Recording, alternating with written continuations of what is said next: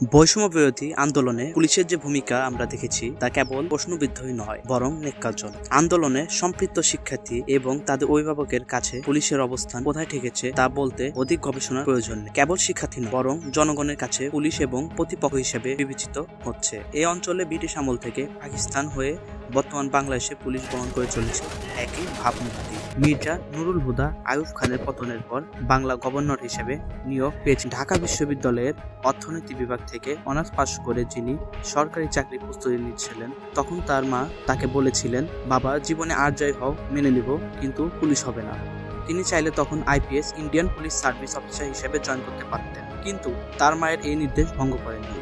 এই ঘটনাটি 1940 সালে, আজ থেকে 84 বছর আগে।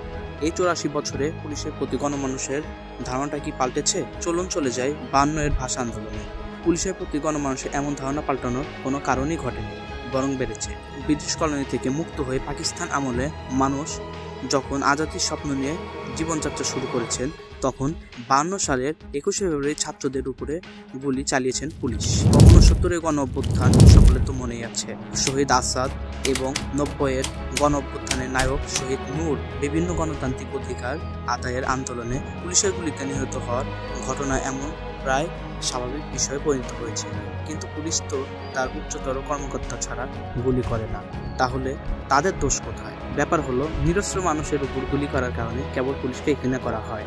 ব্যাপারটি তা নয়, বরং সরকারের উচ্চতম কর্মকর্তা থেকে শুরু করে পুরো চেইন মানুষ চিহ্নিত করে এবং ঘৃণা করে। যে কারণে ভাষা আন্দোলনে গুলি করা পুলিশের সাথে তৎকালীন পূর্ব পাকিস্তানের মুখ্যমন্ত্রী নুরুল আমিন এবং মুসলিম লীগ সরকারের প্রতি গণমানুষের ক্ষোভ প্রকাশ পায়। এভাবেই 69-এর গণ অভ্যুত্থানে আসাদকে গুলি করা হয়। চলেন দেখা যাক পুলিশ কিভাবে সরকারকে সাহায্য করে। আমরা যদি 69-এর গণ অভ্যুত্থানের দিকে তাকাই, তখন দেখা যায় আসাদকে গুলি করে পুলিশ। 90-এর গণ অভ্যুত্থানে নূরকে গুলি করে পুলিশ এরশাদের সময়। এভাবে এরশাদকেও মানুষ ঘৃণা ভরে প্রত্যাখ্যান করেছে। আবার চলমান বৈষম্য বিরোধী ছাত্র আন্দোলনেও গুলি করা পুলিশের সাথে ক্ষমতাসীন দলের প্রতিও গণমানুষের ক্ষোভ উপচে পড়েছে।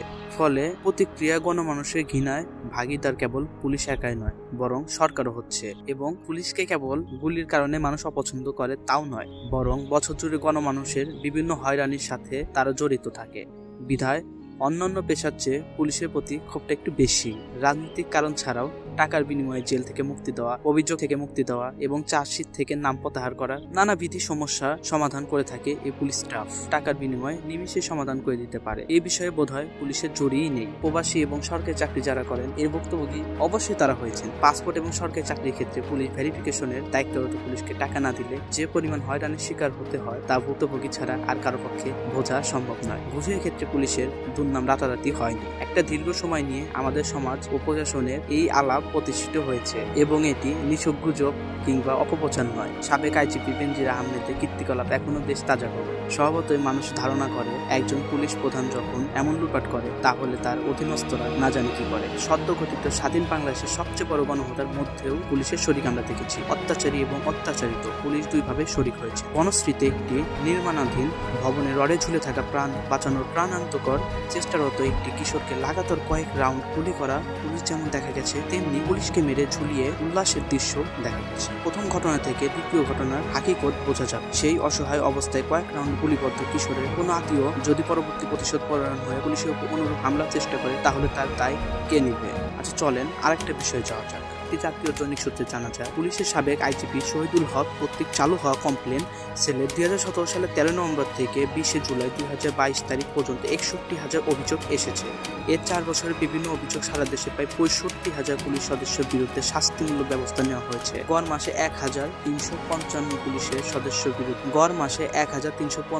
পুলিশ সদস্যের বিরুদ্ধে ব্যবস্থা নেওয়া হয়েছে। পুলিশ সদস্যের বিরুদ্ধে অভিযোগের বাৎসরিক সংখ্যাটি যদি আমরা দেখি, 2018 সালে 14,402, 2019 সালে 14,512, 2020 সালে 15,212 এবং 2021 সালে 16,418। অর্থাৎ অভিযোগ এবং অভিযুক্ত পুলিশের সংখ্যা দিন দিন বেড়েই চলেছে।